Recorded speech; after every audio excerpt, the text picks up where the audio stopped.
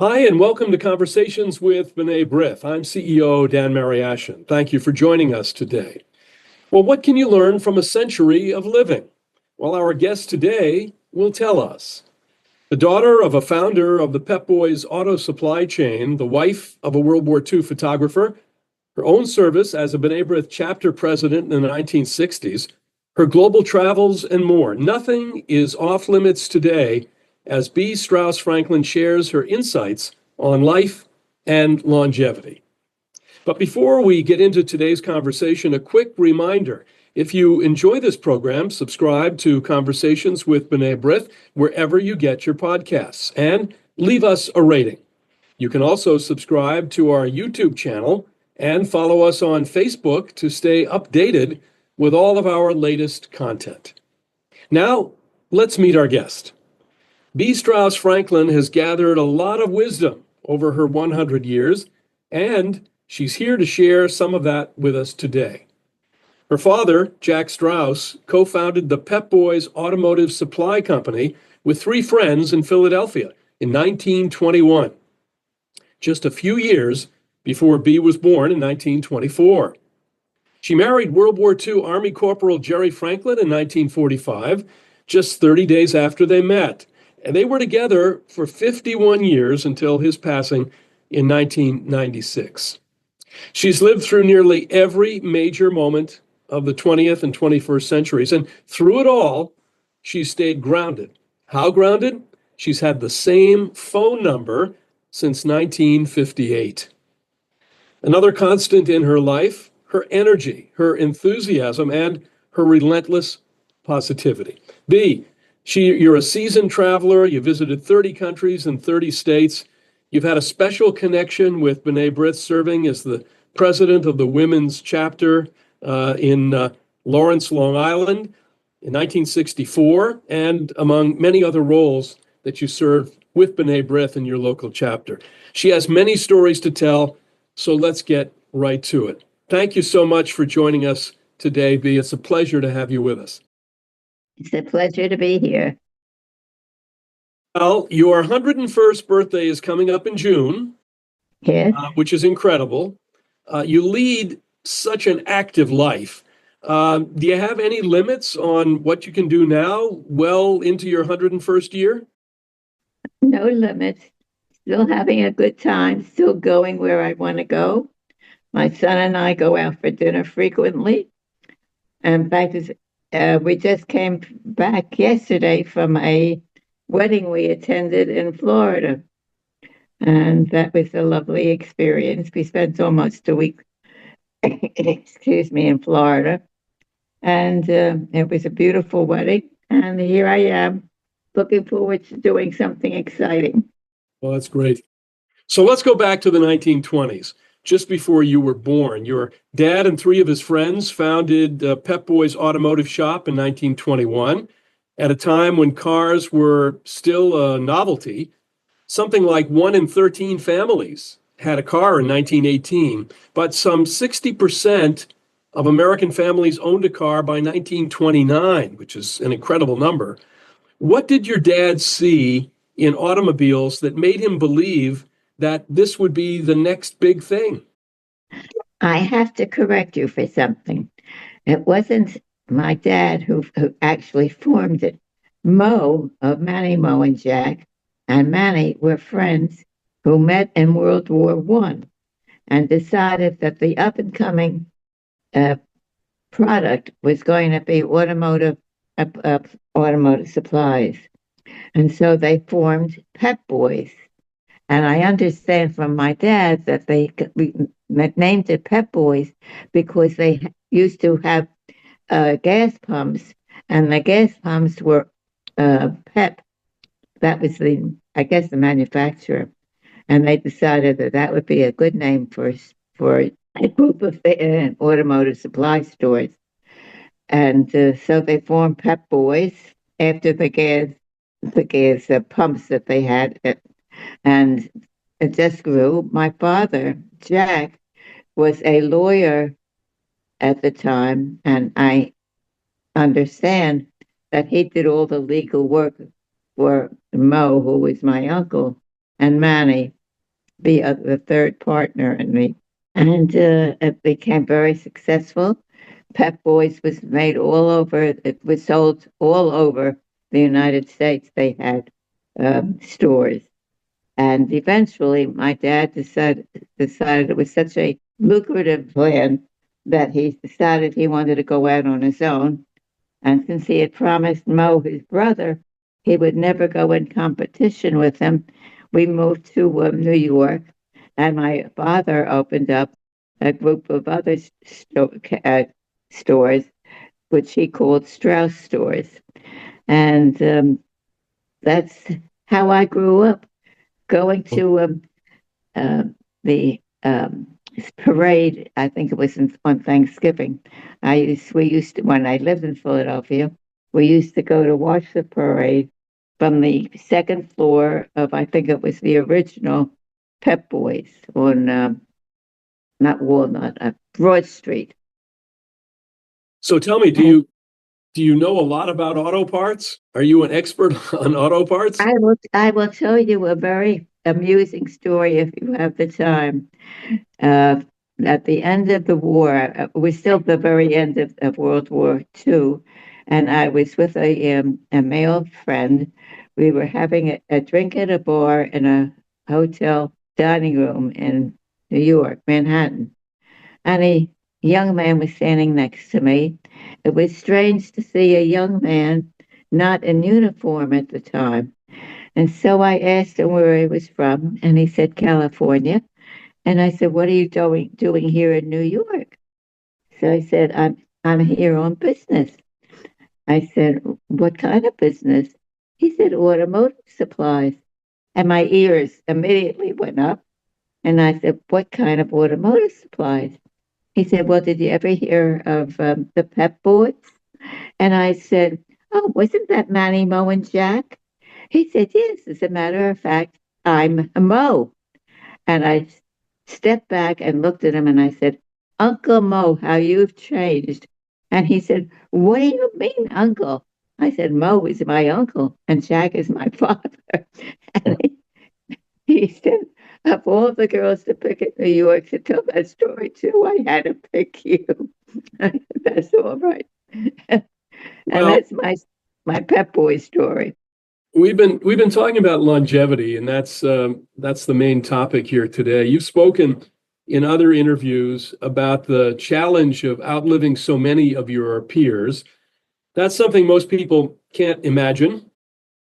So, what advice do you have as people age and they lose friends and family? And how have you dealt with these losses in your own life?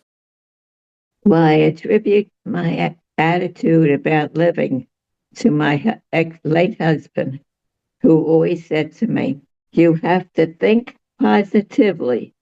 And I try to do that. It's not always easy to do that. But when I can, and it's most of the time, I think positively, not negatively. And it's served me well. I enjoy life. I enjoy traveling. I enjoy life. And I tell people I know who are around my age, enjoy your life. You only have one. Enjoy it and don't regret it. And that's how I live, by enjoying what I do.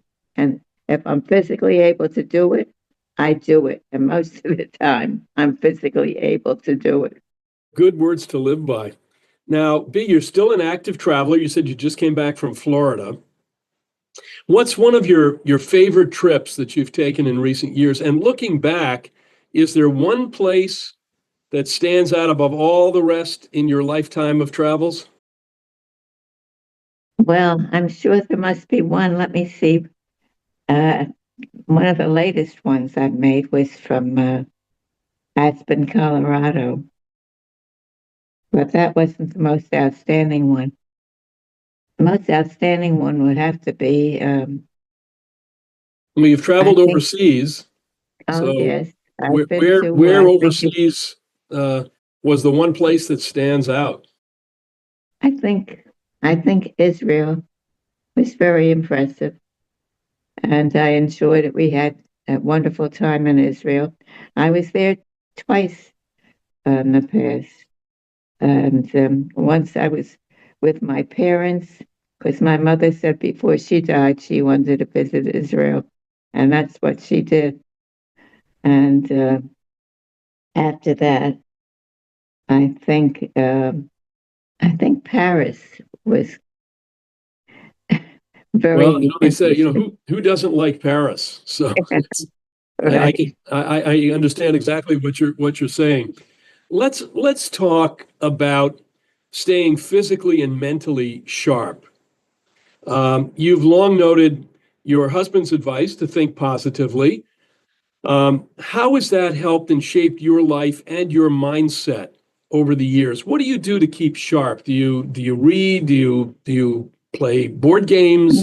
What is it that keeps you Well, I did a lot mentally of sharp? reading, and I did a lot of reading until my eyes became um, not adjusted to looking at the small print. So I watch television, some of the more interesting programs. And I have friends, not too many are around anymore, but a couple of friends that I have are, we have a good time together. And as I said, we just came back from a wedding in Florida yesterday. And I enjoy traveling in the United States. I've been to, well, about at least 30 different cities. And we have friends, my son and I have friends who are actors, and they are the ones who travel. And so when they're in a city that we've never been to, Rick, my son, and I pick ourselves up and we take a plane to that city and go to see their shows, have dinner there, and come home. But it's a lot of fun going to different cities and seeing how people in other places live. And that's part of my entertainment. And I'm a that's what we, I'm a big music fan myself, so I have to ask you about this one. You had your 18th birthday party at the Hotel Astor Roof Garden in New York's Times Square in 1942. yes. Frank Sinatra was singing with the Tommy Dorsey Band, so that must have been an incredible experience. Tell us about that show. Well, because Frank Sinatra was not a well known singer in 1942. And we were delighted to have him. I think it was one of his first appearances. And my mother had made a party for my birthday on the roof of the Astor. And I think we had 18 guests. And all of a sudden they made an announcement that um, Frank Sinatra was going to be appearing with Tommy Dorsey's orchestra. And the party was at the on the roof of the Hotel Astor. And that was it. He was an unknown at the time, and I just remembered the name, and we were sort of my guests and I were rather impressed with his singing, and then we just followed him wherever he was appearing until it became a little too expensive. But I always remember that one time Wow. hearing Well, I'm him sure sing. there are still many Sinatra fans who wish they could say they were there that night at the Hotel Astor. So that's a special. You're in a special category when Yes. it comes to Sinatra. Now, you attended University of Wisconsin and NYU, which must have been quite unusual at the time. Tell us what it was like being a woman in higher education during that era, and did you face any particular hurdles as a woman seeking higher education? No, because to me and to my friends in the university, we never thought that it was anything special to be doing to attend a university. And we had a great time. And the one outstanding remembrance of that time was when World War II ended in Europe. And I was at NYU at the time at a class, and the word spread that the war had ended in Europe, and all the young people decided that the place that would be most outstanding to be would be Times Square. So we all made a run to the subway and got off at Times Square. And I don't know if you recall the famous kiss in Yes. Times Square. See the picture. That happened. It happened right in front of us. That just happened to be where we got off the subway. But when we saw it in all the newspapers, we were quite excited because we were behind and actually we were in front of the kids, but not in the picture. So that was one of the most exciting things.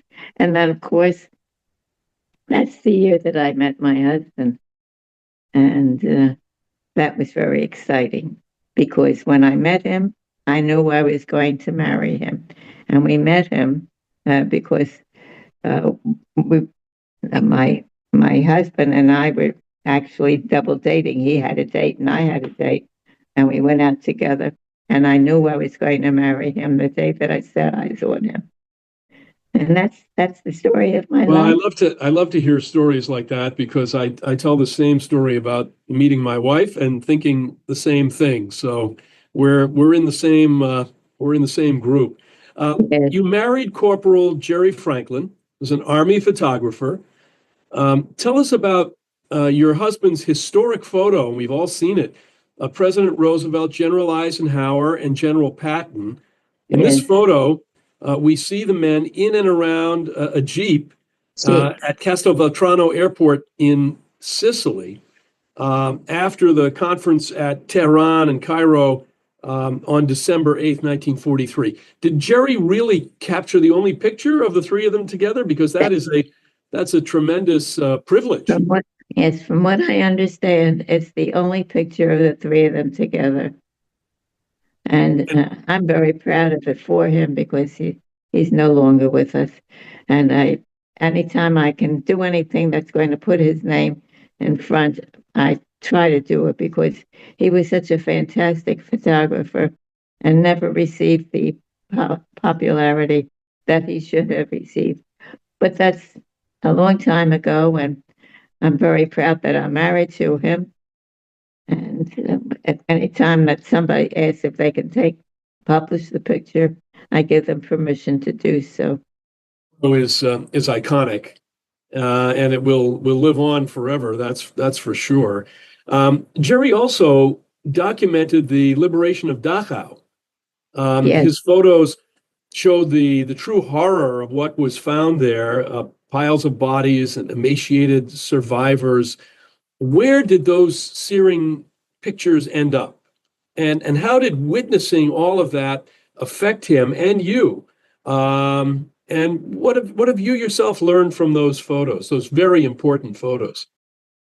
Jerry never wanted to discuss those pictures because it brought back such sad memories of the time. So I don't really know that much about it because he didn't want to talk about it. Um, And I was glad that Ken had found somebody who asked if he could publish the picture. I think it was for a newspaper, but I'm not sure. Because I wanted Jerry's name to go out as a photographer. He was a fantastic photographer, and I was very proud of him. But he had always said that he didn't want his photographs to be published. And on thinking about it recently, I think the reason he didn't want the pictures publicized is because you had to get permission to publish a picture, and he didn't want to do that. So it was always locked away in photo albums. And And you still have the albums? oh yes, I put them together. Jerry gave me maybe 20 or 30 photographs when we married, which was shortly after the end of the war. And he said, never publish any of these pictures. And I didn't realize until well after his death that it was because he didn't have the permission to publish them at the time. They belonged to the Army Signal Corps during the war. So he didn't talk about the war. He didn't talk about the pictures. He didn't want to talk about it. And so, one night he had a nightmare where I woke up and saw a fist in front of my face and realized that he had had a bad dream, a remembrance of what he saw and did during the war. But other than that, we never discussed the war. He What did just he, didn't. after the war, he continued his career as a photographer? No, he started working for my father and never did any photography, any work with photographs except family pictures. And Well, you must have some great family pictures. So that we have. And the funny thing about Jerry was, if you took 2 seconds longer than you should have, aiming the picture, gets the right angle, Jerry would say, "The war is going to be over before you snap it, so hurry up." that's good. I like that. I like that. Bea, now let's turn to your connection to B'nai B'rith. You were very active in your local women's district chapter 1 on the South Shore of Long Island, even serving as the president in 1964, among many other volunteer roles that you carried out. What drew you to B'nai B'rith, and what did that service in the community mean to you? I actually do not remember what drew me to I think it was my next door neighbor who was a good friend of mine, and she had joined B'nai B'rith, and she suggested that I do this.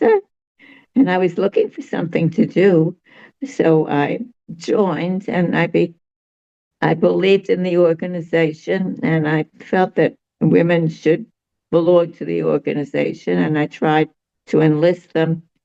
But I believed in the organization so much that when they asked me to as a matter of fact, I had a call from someone in Washington who tried to convince me to become something down in Washington, and I had 3 young children, and I didn't want to leave my family, so I had to turn down the offer.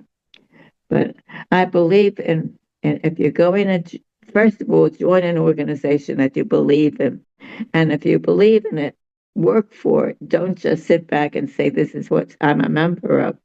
So when they asked me to become a president of the local chapter, I was happy to do so.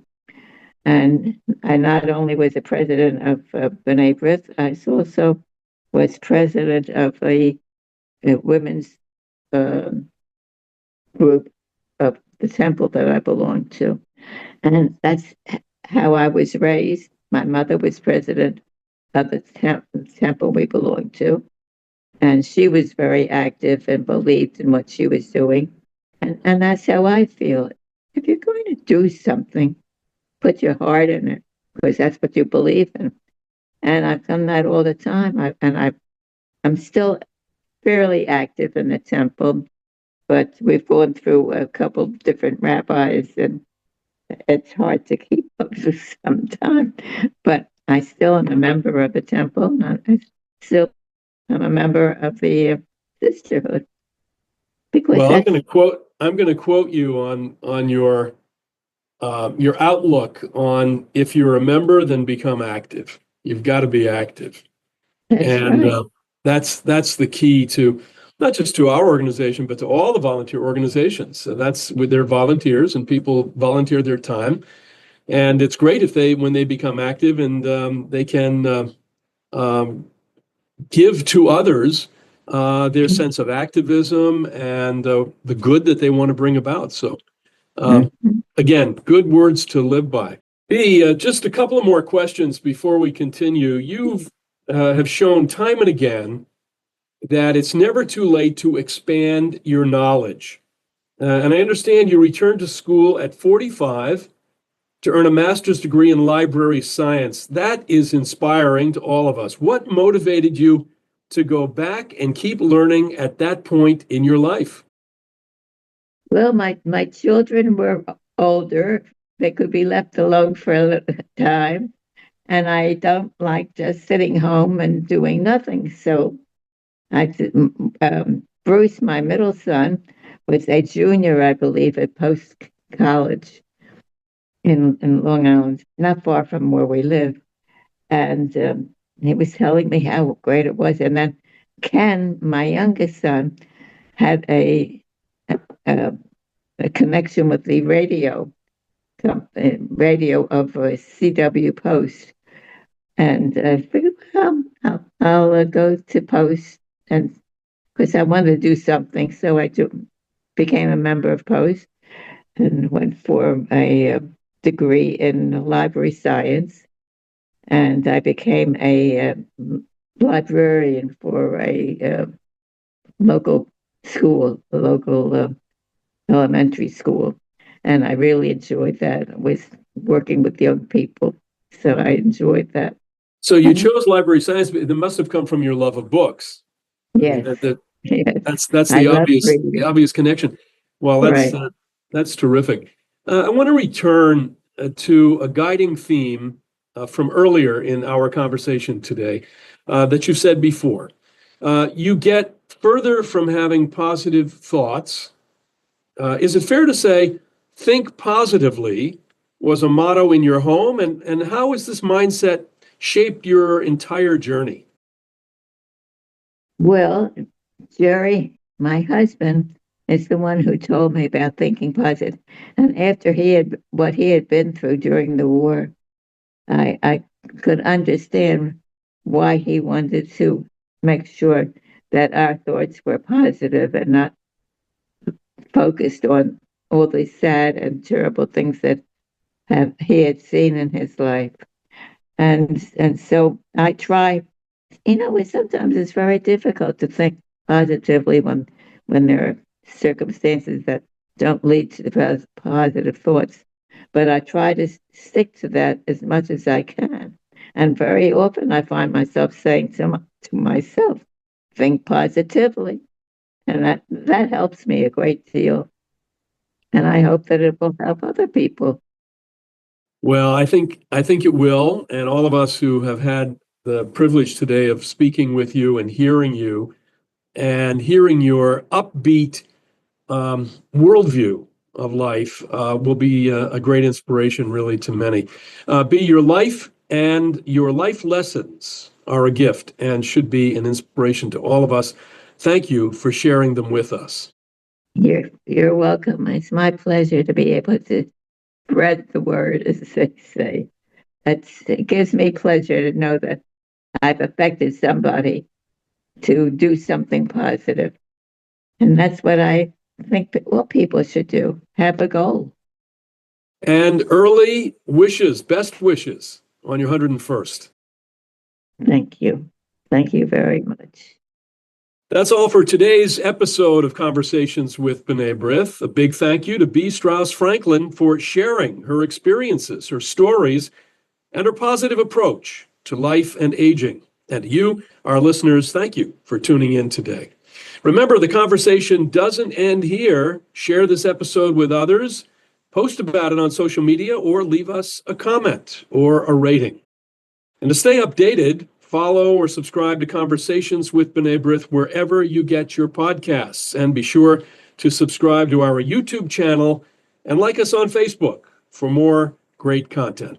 We'll be back soon with more important discussions on Jewish history, culture, and issues that matter most to our community and beyond. But until then, this is your host, Dan Mariaschin. Take care, everyone.